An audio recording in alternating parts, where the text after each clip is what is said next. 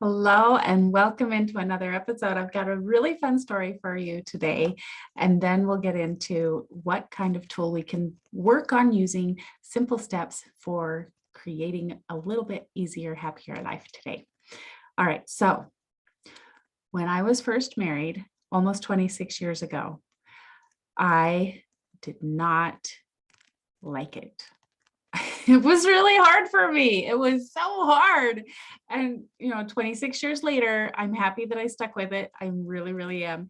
And I think my husband's pretty happy that we stuck together too. But at the very beginning, it was super hard. It was so hard. And I had moved to a different state. I didn't know anybody there except for my husband. I met his mom like twice before maybe.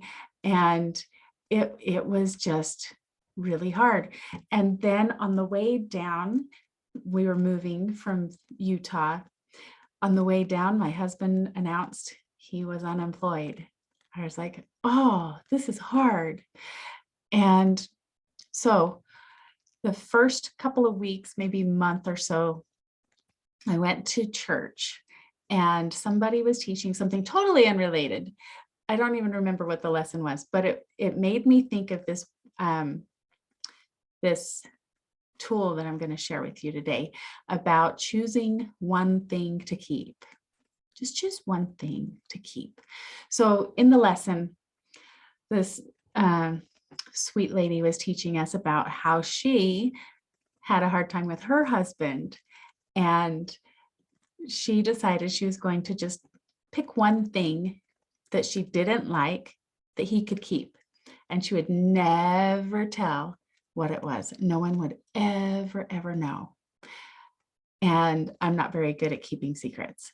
So I thought, well, okay, I'm going to give that a try. I'm going to try to pick one thing that was annoying or unpleasant or whatever that I wanted to not be there. I'm going to pick one thing to let my husband keep. And he would never know what it was. And he would never, ever know. And nobody would know. It was going to be totally secret. And so I tried to pick something. I was like, that one thing, that's going to be it. And then he would do something else. And I'd be like, oh, that's more annoying. I got to let him keep that one instead. And this went on for a little while. And I was like, no. And I couldn't decide which one thing for him to keep that was going to be a secret. And I couldn't remember. The list was so long, and this sounds really bad, but I was not in a good place. I was not in a good loving myself kind of place. I was frustrated that I didn't know people. I was frustrated. I was really frustrated that we didn't have employment, and we were trying to find employment. I think we had actually found employment by then, because we were in our new apartment, and we had things set up before. Anyway, I wasn't in a good place for loving. I wasn't compassionate. I wasn't tolerant. I wasn't very accepting. I was very me focused. I wanted me to be more comfortable and more happy. And so I was picking on him. I was so mean. Right? And so anyway, I got this big list, and I couldn't even remember what was on the list, if I could pick one thing. And so over time, I don't know how much time it took, a month or so, maybe two. I just could not even think of anything to be the one thing, because all of it was so annoying. I was so irritable and so grumpy, and not in a nice place. Miracles happened. He stayed with me. He decided that I was okay enough. And I decided, you know what, maybe I married him for a reason, and I liked him before we got here. And maybe it's okay for him to just keep all of it. I let him be who he is. And I stopped trying to wish that he had changed. And I stopped trying to imagine one thing that he could keep, because he was all of the things. And he's still himself. I mean, the things don't annoy me so much anymore because I let it go. I said, he can keep that one. Oh, well, then maybe he can keep that one too. Also, he can keep this one. And that's what I want us to work on today for ourselves. What if we let ourselves keep one thing? What if you can have one thing that's undesirable or annoying and you get to keep it? You don't ever have to work on it. You don't ever have to look at that as a mistake or a bad flaw in your character or anything. You just get to keep it. It's just part of who you are. Nobody ever gets to know about it. Nobody ever gets to complain about it.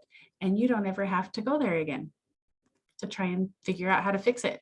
What if we just treat ourselves that way and accept us? See if you can find one thing that's just, it's okay. It's okay. And I'd like to suggest that one of those one things, because you're going to find more than one thing that you debate whether or not is the one thing, right? Because we're really hard on ourselves. As hard as I was on my husband, I'm harder on myself at trying to fix me, right? Like there's so many voices in our heads saying, you got this and that and the other wrong, that you are broken, that you need to be fixed. What if you just keep it? What if you're just not broken? What if you're in a learning phase? And what if God made you this way so that you could be who you are? What if? I love the what if game too. Let's do what if I kept something and didn't try to change it.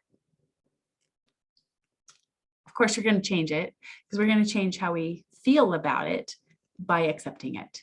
And then it will naturally change.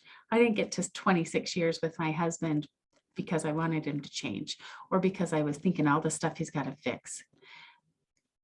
We need to build that kind of relationship with ourselves if we're going to choose to be happy. And it starts with us. It's just one step at a time.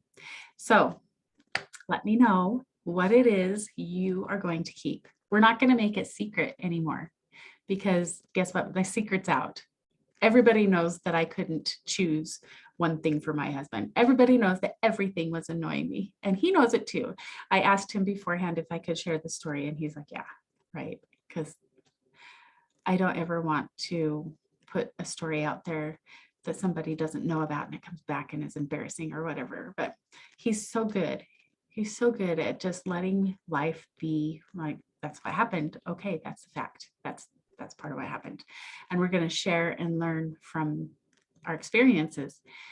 And if we can turn that on ourselves to share and learn from our experiences, it's going to be a little bit easier.